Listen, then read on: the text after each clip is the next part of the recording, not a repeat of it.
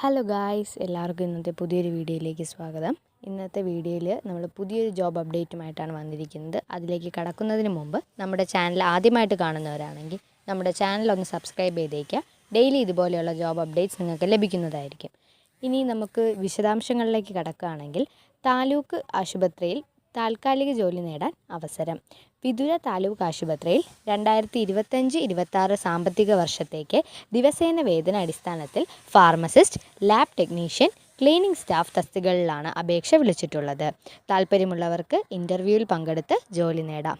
തസ്തിക താലൂക്ക് ആശുപത്രിയിൽ pharmacist, lab technician, cleaning staff ഒഴിവുകളാണ് ഉള്ളത്.